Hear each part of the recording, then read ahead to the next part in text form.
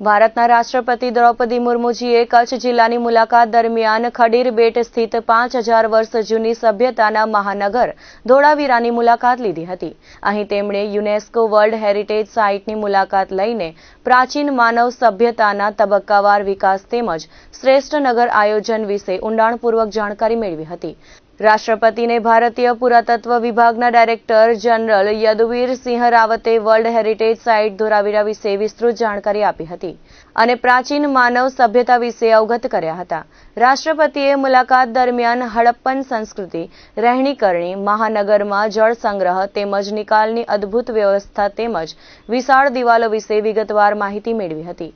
આ તકે પ્રાચીન મણકા બનાવવાની ફેક્ટરી, સુઆયોજિત પગથિયાવાળી વાવ, ઉપર ટાઉન, મિડલ ટાઉન અને લોઅર ટાઉન વગેરે જોઈને તેઓ અભિભૂત થયા હતા. ભારતીય પુરાતત્વ મંત્રાલય દ્વારા ધોળાવીરા સાઇટના ઉત્ખનન દરમિયાન મળેલ વિવિધ પાસાઓ, માટીના વાસણો, અવશેષ, તાંબાના વિવિધ વસ્તુઓ, તોલમાપની વસ્તુઓ, પથ્થરના આભૂષણોનું નિદર્શન રાષ્ટ્રપતિ સમક્ષ રજૂ કરવામાં આવ્યું હતું. મુલાકાતના અંતમાં રાષ્ટ્રપતિએ ધોળાવીરા વર્લ્ડ હેરિટેજ સાઇટના પ્રાંગણમાં વૃક્ષારોપણ કર્યું હતું. આ તકે રાજ્યપાલ આચાર્ય દેવવ્રતજી, કચ્છના પ્રભારી મંત્રી પ્રફુલ્લ પાનસેરિયા, કચ્છ જિલ્લા કલેક્ટર અમિત અરોરા, પૂર્વ કચ્છ એસપી સાગર બાગમાર અને ભારતીય પુરાતત્વ વિભાગના રાજકોટ સર્કલના અધિક્ષક ગુંજન શ્રીવાસ્તવ સાથે જોડાયા હતા.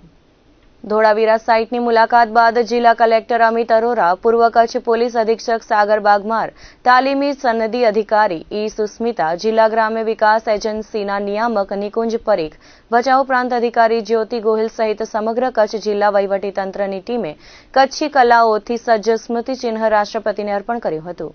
ત્યારબાદ ભુજ એરફોર્સ સ્ટેશન ખાતેથી ભાવભીની વિદાય અપાઈ હતી. રાષ્ટ્રપતિને ભુજ ખાતેથી ઉપસ્થિત રાજ્યપાલ આચાર્ય દેવવ્રતજી, કચ્છના પ્રભારી મંત્રી પ્રફુલ્લ પાનસેરિયા, કચ્છના સાંસદ વિનોદ ચાવડા, રેન્જ આઈજી ચિરાગ કોરડિયા, કચ્છ બીએસએફના ડીઆઈજી અનંતકુમાર તેમજ ડેપ્યુટી સીડીઆર કર્નલ અમિતે માનભેર વિદાય આપી હતી.